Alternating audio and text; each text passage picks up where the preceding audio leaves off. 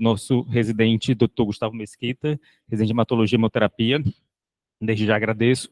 E hoje nós vamos falar sobre reposição oral de sais de ferro. É isso, doutor Gustavo. Eu queria agradecer ao doutor Gustavo e passar a palavra para ele. Obrigado, doutor Franklin. Sou Gustavo, né, pessoal? Sou R1, sou residente do primeiro ano de hematologia e hemoterapia. A nossa sessão é... Ligou?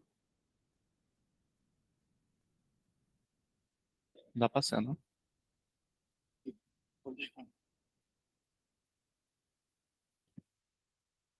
Prontinho.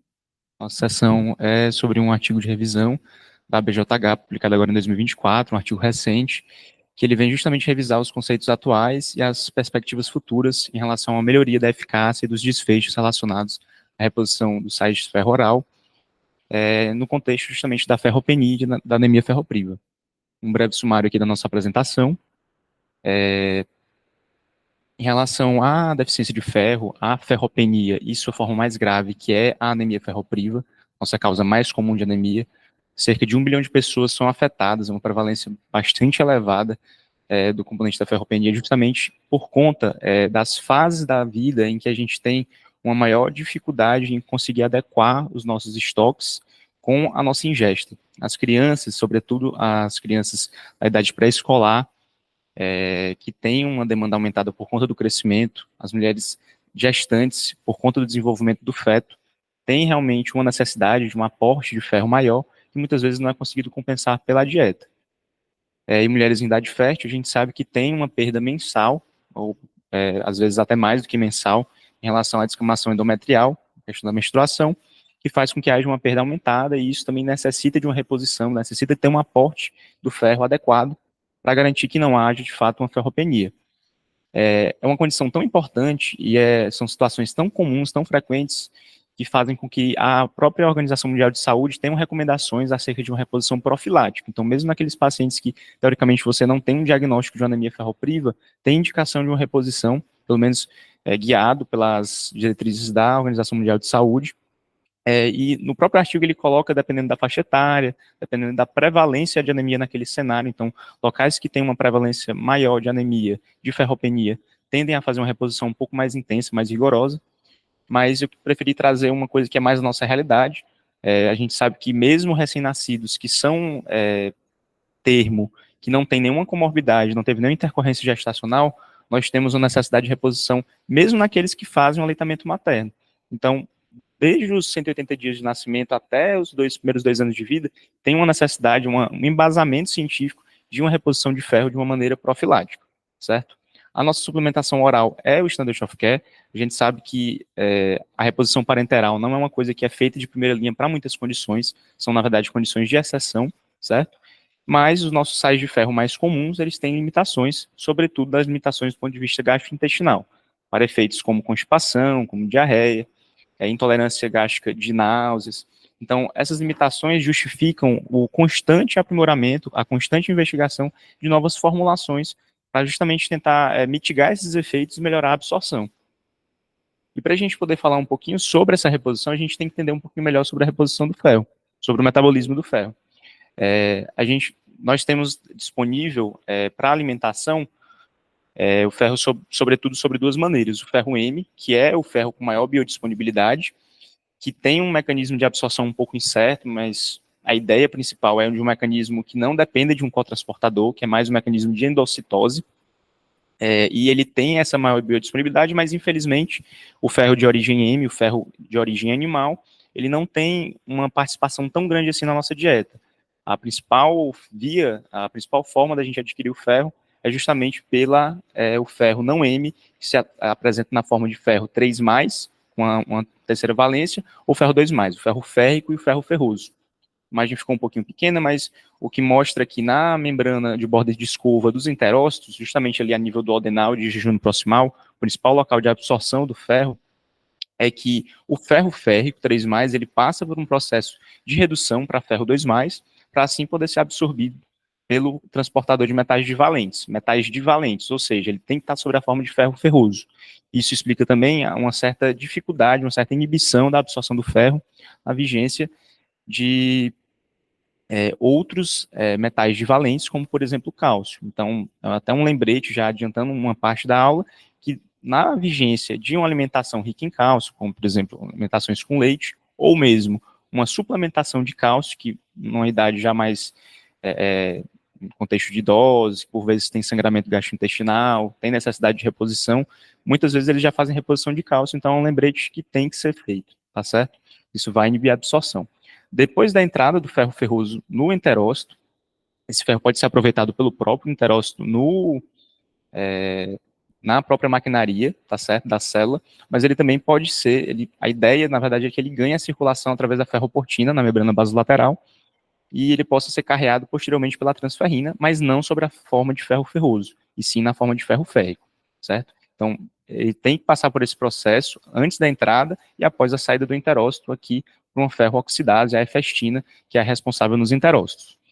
A transferrina, então, vai carrear esse ferro principalmente para a medula óssea, onde é a principal função do ferro no nosso corpo, que seria justamente de compor o ferro M das nossas hemácias, então, para a produção da massa eritrocitária adequada e o carregamento do oxigênio.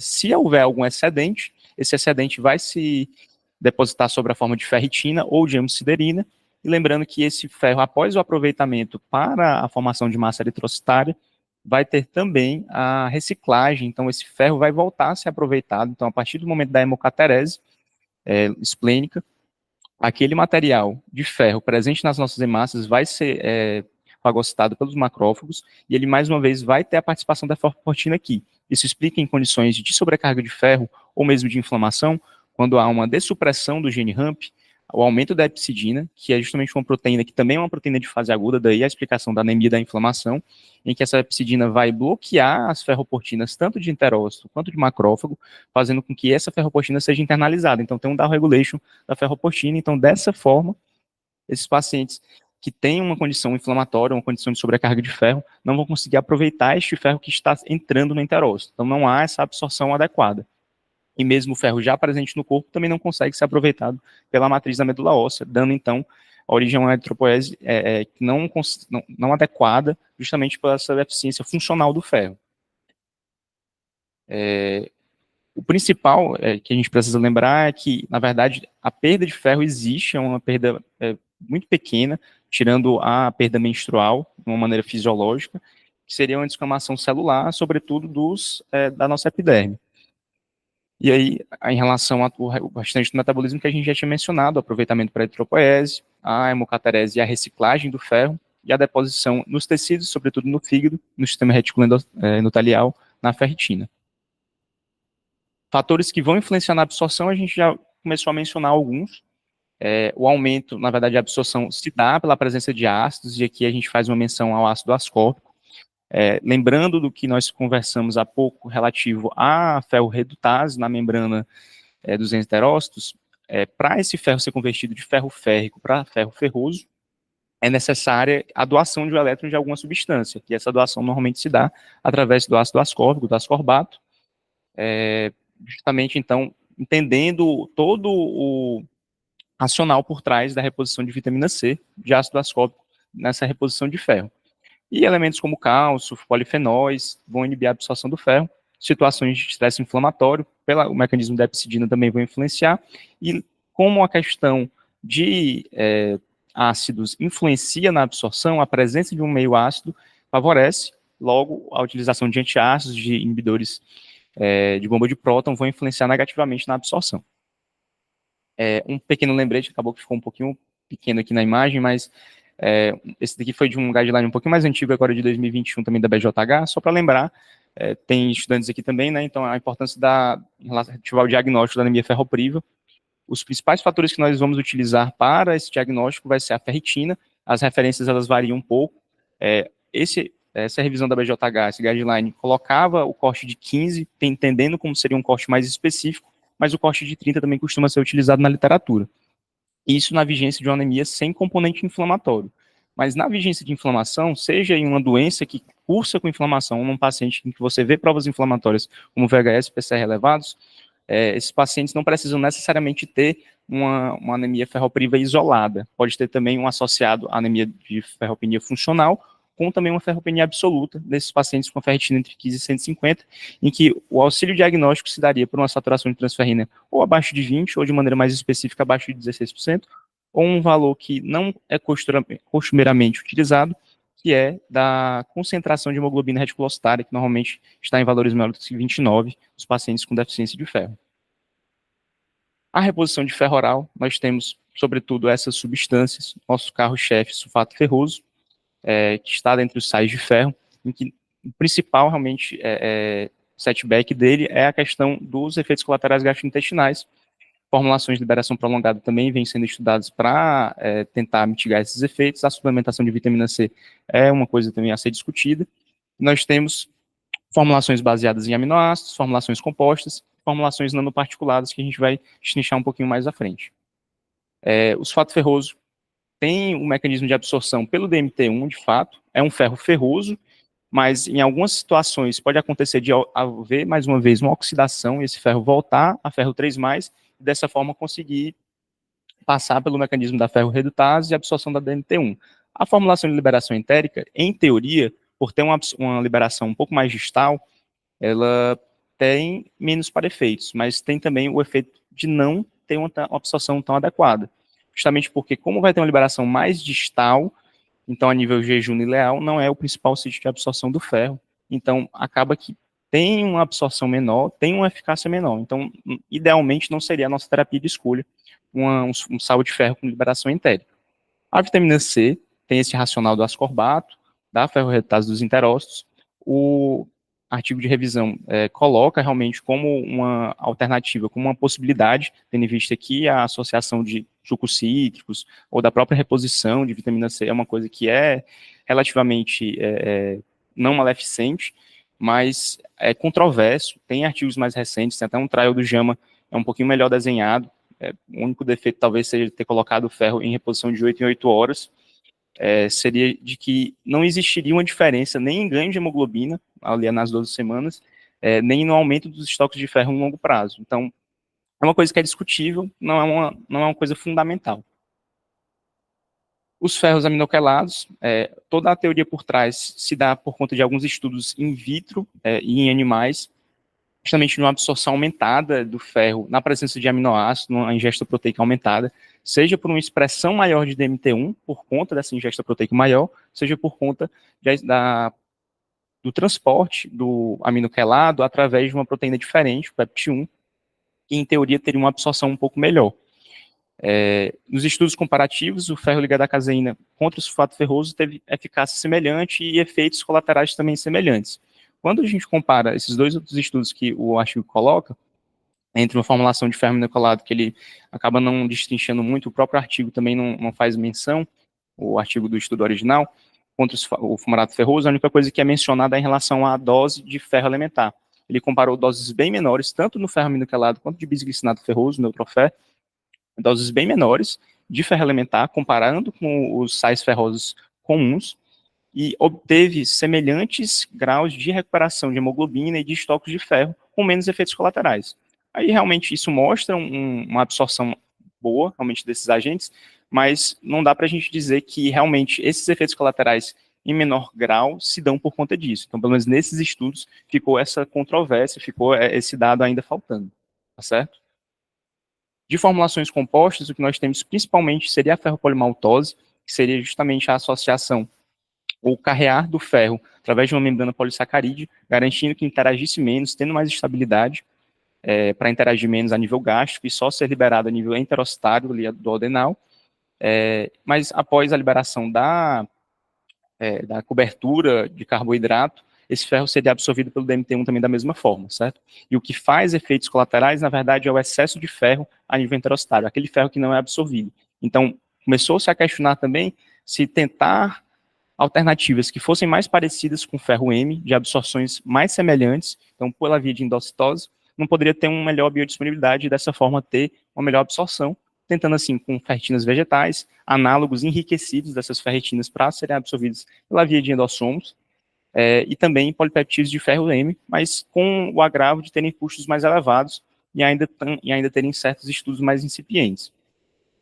E as formulações nanoparticuladas também têm um problema semelhante. Os principais estudos foram mais estudos de segurança, até então, pelo menos os que são trazidos na revisão da BJH, sobretudo de ferro lipossomal. Então, a semelhante do ferro polimaltose, com essa cobertura, a diferença seria que seria de uma camada bifosfolipídica, seja somente com o fosfolipídio ou associado a também um açúcar, como a sucrose, no caso do ferro sucrossomial, que teria também essa absorção via endossomo, mas são estudos de braço único, estudos que não tiveram grupo controle para a gente realmente avaliar se tem um benefício maior em comparação com o sulfato ferroso, com os sais de ferro convencionais, para justificar investir num valor, num preço mais caro em relação a isso. E o ferro liofílico não seria uma formulação com encapsulado, mas sim acoplado realmente moléculas liofílicas que permitiriam uma passagem já através da própria membrana, até mesmo fora do mecanismo de endocitose, para a passagem do ferro, certo? Essa tabelinha é mais um resumo dessas outras formulações que o artigo traz, tá certo? Mas a principal mensagem, na verdade, em tudo isso, é sobre a melhor forma de administração do ferro. São esses pequenos lembretes, essas pequenas formas de tentar mitigar os efeitos que já podem ser feitos até mesmo com as formulações de sais de ferro. Justamente tentando evitar o consumo de alimentos, de medicações de uma maneira próxima, justamente pelos outros fatores que vão inibir. Então, aquela recomendação de ingesta do ferro 30 minutos antes ou 2 horas após as medicações ou os alimentos, tentar evitar um consumo de outras medicações próximas, justamente, por exemplo, carbonato de cálcio, ou medicações como antibióticos e os antiácidos, vão realmente favorecer essa absorção. E uma coisa também interessante é o lembrete em relação àquelas populações que merecem já o ferro parenteral, certo? Em primeira mão, como, por exemplo, os pacientes com doença renal crônica ou os pacientes com insuficiência cardíaca que têm já algum benefício sintomatológico, realmente na reposição parenteral. Todo o contexto da inflamação associada a essas condições, né, anemia de doença crônica, quanto também, em alguns casos, de edema de alça, dificuldades realmente mais da mecânica da absorção. E relativo aos efeitos colaterais, basicamente todos os estudos eles mostraram que, mesmo com essas outras formulações, a gente realmente teria ainda esses efeitos colaterais presentes. Toda a ideia, na verdade, é de mitigar. Então, se com essas formas, com o mais comum, com o já mais bem estabelecido, isso consegue ser mitigado, isso previne, de fato, de ter essas terapias mais caras necessariamente sendo implementadas. Mas é uma coisa que ainda vem sendo estudada. Aqui foram as minhas referências e obrigado, pessoal.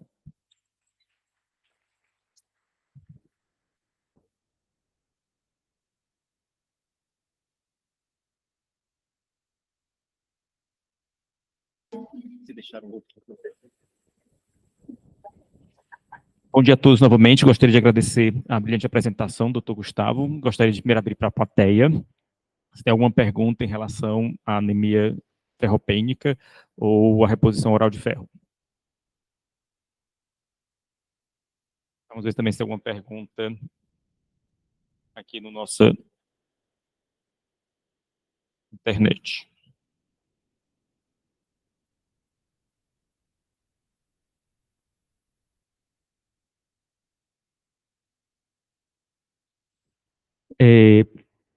Já que não temos pergunta no auditório nem aqui por enquanto na internet, eu gostaria de abrir o comentário para as plateias.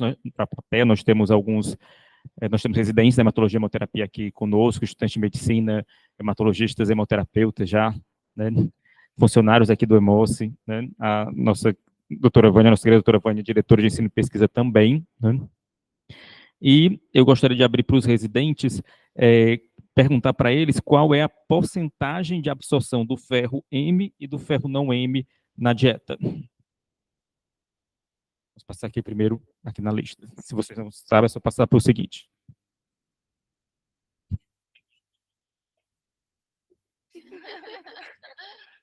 E aí, Gustavo, qual é a porcentagem de absorção do ferro M e ferro não M na dieta? Calma.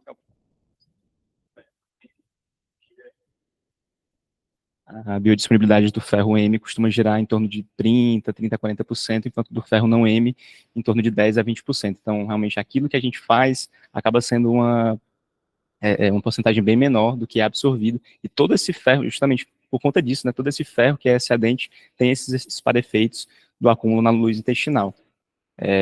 Mas isso também não justifica também doses muito altas na reposição do ferro, né?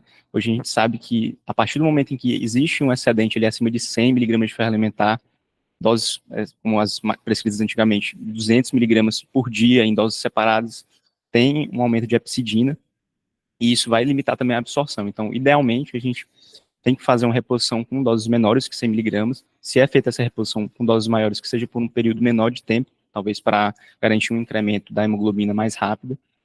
E também vem se abrindo a possibilidade em pacientes selecionados, claro, porque a maioria dos pacientes essa adesão diminuiria, possibilidade de ferro administrado em dias alternados. Doutor Gustavo, para qual outro residente você gostaria de fazer uma pergunta? Diga aí.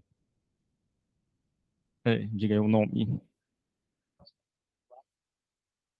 Doutora Manu, e qual é a maior concentração de ferro que nós vamos ter na dieta? O que é que vai ter mais de apresentação de ferro? É o ferro M ou o ferro não M? A gente vai repassar a pergunta para o doutor Gustavo, porque ele está explicando muito bem, professor. Não vou tirar essa oportunidade dele. Então, doutor Gustavo, assim, o que é que nós temos de mais oferta na nossa dieta em relação ao ferro, né? E, né, aproveitando para reforçar a absorção, né, desses dois tipos de ferro. Realmente, mais uma vez, o ferro M, ele é o que tem uma melhor biodisponibilidade, mas infelizmente é o que tem em menor quantidade na nossa dieta.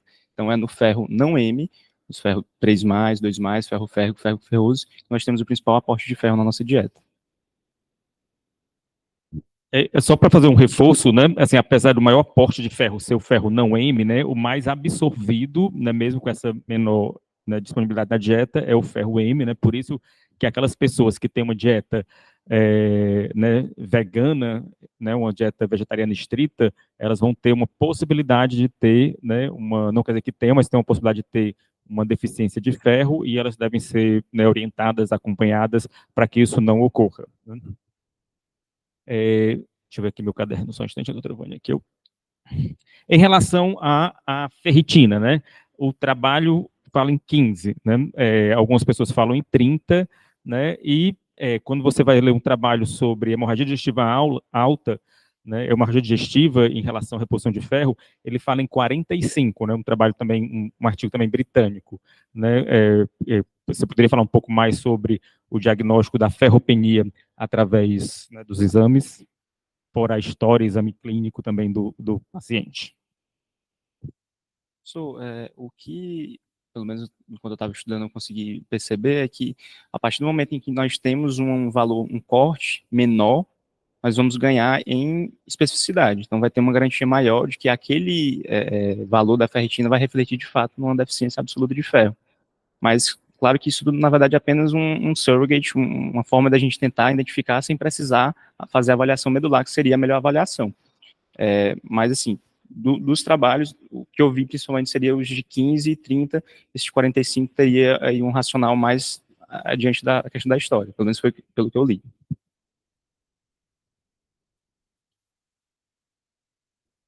Doutora Thaís? Na gestação, né, que tem uma demanda aumentada de ferro, em que momento, né, quais seriam as indicações de começar a reposição com ferro oral?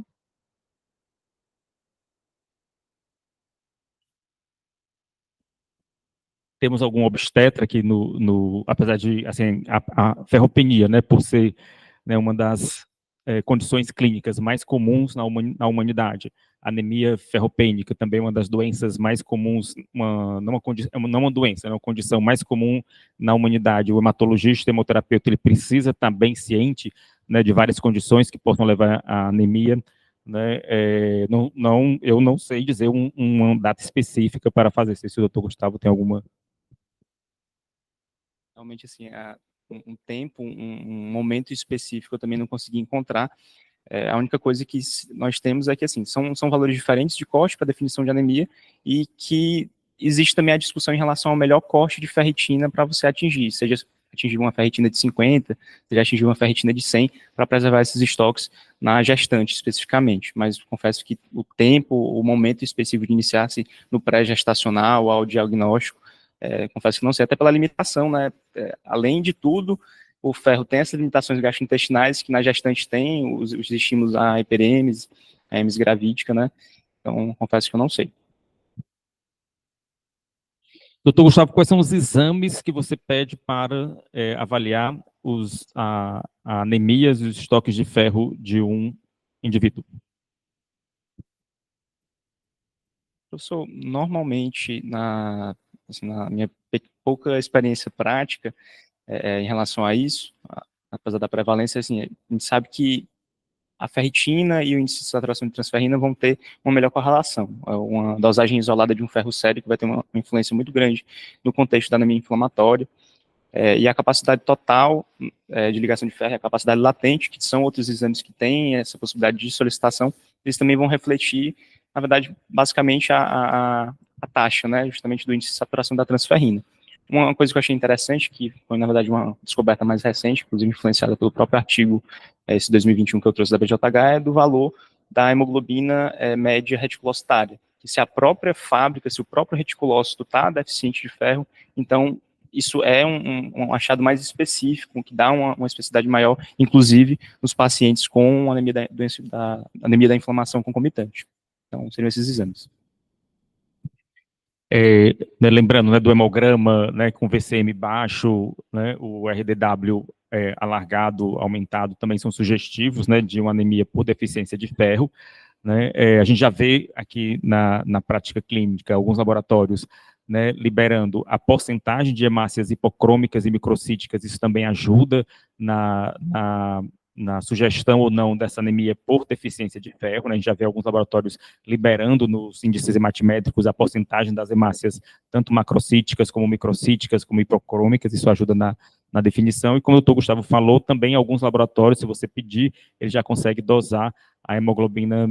A gente não vejo muito com frequência isso na prática clínica, essa incorporação do dia a dia, mas a dosagem média, né, da hemoglobina dos reticulócitos também, né, pode ajudar na melhor definição da anemia, né, ferropênica, principalmente naqueles pacientes que têm uma dúvida, né, que tem uma condição inflamatória que vai aumentar a ferritina, que é um dos exames, né, mais comumente utilizados para saber se o paciente tem ferropenia. Sobre isso, eu também gostaria de dizer que a anemia, ela por si só não é uma doença, né? Quem tem anemia tem que ser investigado a causa da anemia, né? E a anemia ferropênica também por si só não é uma doença. O paciente tem que descobrir por que está com anemia ferropênica, né? Então, o diagnóstico da anemia, ele é importante para você, não só o tratamento da anemia, mas o diagnóstico dela é importante para você poder tratar melhor o seu paciente. E que a anemia é uma condição por si só ruim em qualquer desfecho de qualquer doença e qualquer crescimento do ser humano.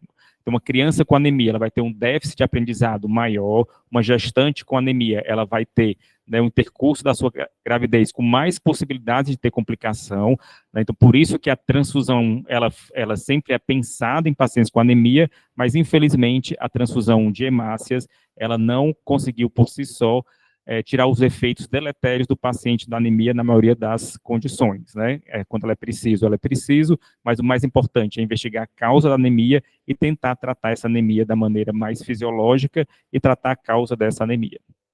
Doutor Gustavo, queria agradecer a sua apresentação, né? Queria deixar o senhor com as considerações finais. E convidar todos para, na próxima terça, nós vamos começar com o nosso bloco de imunematologia. A doutora Cláudia vai começar dando as primeiras aulas e depois vai ficar a cargo dos residentes, mas depois vai passar a programação. Então, na próxima semana, a gente vai estar aqui às 8 horas com o nosso bloco de imunematologia. Doutor Gustavo, queria agradecer novamente e deixá-lo com as considerações finais sobre anemia e reposição de ferro oral. Obrigado, doutor Franklin.